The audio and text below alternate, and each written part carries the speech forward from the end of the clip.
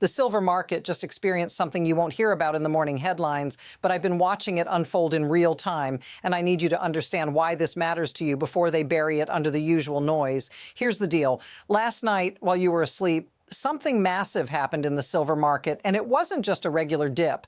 This isn't a small fluctuation or a healthy correction. It's the result of a strategic move that's been made behind the scenes. Now, here's where it gets crazy. While the paper price of silver was getting hammered overnight, the physical market is telling a completely different story. In Shanghai, silver is trading $13 higher than in New York, and that gap is only widening. So let me ask you this. If silver is really worth 87, why are people in China paying $13 more for the exact same metal? And if silver's really worth $100, why did New York crash it by 5% in the middle of the night when no one was watching? This screen is lying to you, and the reason why is tied to a desperate move by some of the world's biggest banks to keep a lid on something that's already broken loose in the East. Stay with me, because I'm about to show you exactly what happened and why this could be the moment that changes everything. Here's the thing. This isn't some random sell-off. No, it's much more calculated than that. Around 10:40 p.m. last night, Eastern Time, someone dumped about 2,000 futures contracts into the Comex order book. This isn't just any time to sell. It's during what traders call the empty hours. Think of it as the dead zone, right after New York closes and before London opens. Liquidity is thin. The markets are like a ghost town. This is the kind of window where a small amount of selling pressure can send prices crashing down. And that's exactly what happened. Silver dropped from a high of $92 to $87.59 in what looked like a vertical line on the chart. A move like that shouldn't happen unless something is being pushed. But here's the kicker. While silver in New York was getting slaughtered, in Shanghai, it was trading at $159, a $13 premium. Let that sink in. Why is there such a massive gap between East and West? And why isn't the gap closing? The answer is simple. The paper price in New York isn't reflective of the physical market anymore. This is a massive disconnect, and it's showing us something that's already broken loose in the East. The paper price is being manipulated to create a false narrative. The real price, the one that matters, is being set in the East, and that's why the West is desperately trying to suppress the truth. But here's why that won't last forever. This gap isn't closing, and that tells you everything you need to know about the shortage that's coming. The physical market in the East is demanding silver at $100, while the paper market in New York is stuck under $88. So the big question is, why isn't anyone talking about this? And more importantly, what happens if this continues? Because right now, there's only one direction this is heading. The squeeze is on. Now let's break this down further. The moment I saw this happen, I knew something bigger was at play.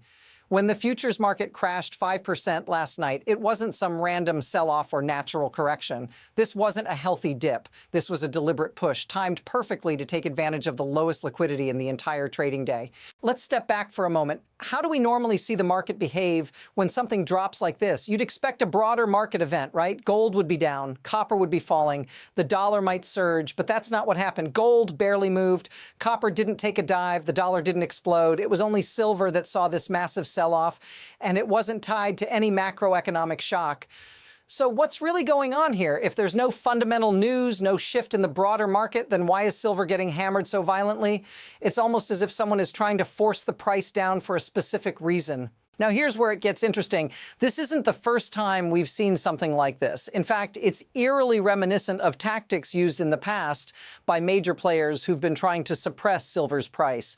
And this isn't just about silver. It's about something much bigger. The price suppression is meant to protect the interests of those who are shorting silver. But what happens when the market refuses to play along? Notice what's missing here. If this were truly just a correction, why would the silver market be experiencing backwardation, the worst possible sign of market distortion? Why is spot silver trading at a premium to futures?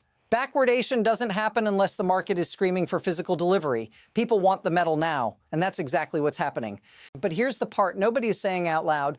Backwardation is the first crack in the dam. The real problem is that the shorts are getting cornered, and the pressure is building. If the paper price can't satisfy the demand for physical metal, the whole house of cards is going to come crashing down. Now, things are about to get even more intense. When the futures market dipped last night, it wasn't just a regular move. The silver market is flashing red, spread, and it's not just because of the paper price crash. There's a bigger, much more dangerous problem looming: backwardation. Let me explain. In a healthy, normal market, futures prices should be higher than spot prices. And this is called contango, and it's what you'd expect if the market is functioning properly. Why? Because there are costs to storing silver, insuring it, and tying up capital for months. But here's where the situation gets explosive. Silver has inverted. Right now, spot prices are higher than the futures market. That's backwardation. Why does this matter so much? Because backwardation means something is seriously wrong. It means that there's a shortage of physical silver. Buyers are so desperate to get their hands on the metal now that they're willing to pay a premium for immediate delivery. This isn't just a market quirk. This is a warning shot. It's like a concert ticket for tonight's show selling for $500 while the same ticket for next year costs $300.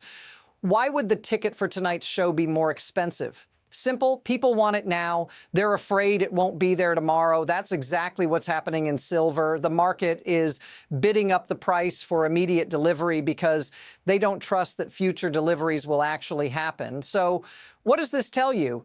The paper price in New York, $87, is irrelevant if no one can get the physical metal at that price. The market is telling you that there is a shortage, and that shortage is real. The East is paying $100 for silver because they can get their hands on it, while the West is stuck with paper promises. And every time the West suppresses the paper price, they're feeding the beast in the East. And the more the price is pushed down, the more desperate the shorts get. They've trapped themselves in a corner, and it's only a matter of time before they're forced to buy back their positions at whatever price the market demands. The only question now is, when will it happen? And how much longer can they keep this charade going? We've already seen how backwardation is a clear sign of the physical market tightening, but let's stack a few more pieces of the puzzle together. What happened last night wasn't just a price drop. It was a calculated move to stave off an explosion in the market. And what's wild is how it all fits together perfectly. Here's how I see it. The dump of 2,000 contracts into the overnight market wasn't a random sell-off. Someone was deliberately trying to force the price lower fast. Why? Because there's a huge event looming on Friday that could trigger a gamma squeeze. I'm talking about SLV, the silver ETF. There's a massive amount of open interest in call options on SLV, many with a strike price around $80. If SLV closes above $80, those calls go in the money, and the market makers who sold those calls will have to buy back silver to hedge. That could set off a feedback loop, pushing the price even higher, triggering even more buying, and causing the price to spiral out of control. On the other hand, if the paper price in the West stays suppressed, if the backwardation continues, we could see the gap widen even further. That would create more opportunities for physical buyers to keep snatching up silver at $100 an ounce, while the West is stuck with its paper promises. This isn't sustainable. Eventually, the physical market will take over and the paper market will collapse. But the question is, how long can the banks hold it together? How long can they keep the pressure on before the physical market finally breaks through? Here's the cold, hard truth. The silver market is at a breaking point, and it's only a matter of time before everything flips. The backwardation, the Shanghai premium, the physical shortage, they all tell the same story. The system is breaking down. And the question now is, who will be left holding the bag when it all falls apart? For the big banks, the pressure is unbearable. They're stuck in a lose-lose situation. If they let the price run, they lose billions on their short positions. If they keep suppressing it, they only accelerate the drain on the physical market. Either way, they're fighting a battle they can't win. The real price of silver is already being set in the East, and no amount of manipulation in the West is going to change that. But for you, the individual buyer, this is the moment to pay attention. The market is about to go through a seismic shift. What happens next could set the stage for silver to break free from the paper price and surge to its true value. This is about possession. It's about securing a tangible asset before the system loses all credibility. So here's my plan. I'm watching three key things: the $80 level on SLV, the Shanghai premium, and the backwardation spread. If SLV closes above $80 on Friday, buckle up. Things are going to get volatile. If the Shanghai premium widens further, that's a huge huge red flag for the West. And if backwardation hits 50 cents, the paper market will be nothing but a fantasy. And one last thing, I'm not selling. I'm holding my physical silver and watching the market for the right moment. The fundamentals haven't changed. The shortage is real. The paper price is living on borrowed time. When the squeeze hits, it won't be the paper traders who win. It'll be the ones who secured their physical metal. This game is almost over and the players are about to reveal their hands. You need to be ready for what comes next.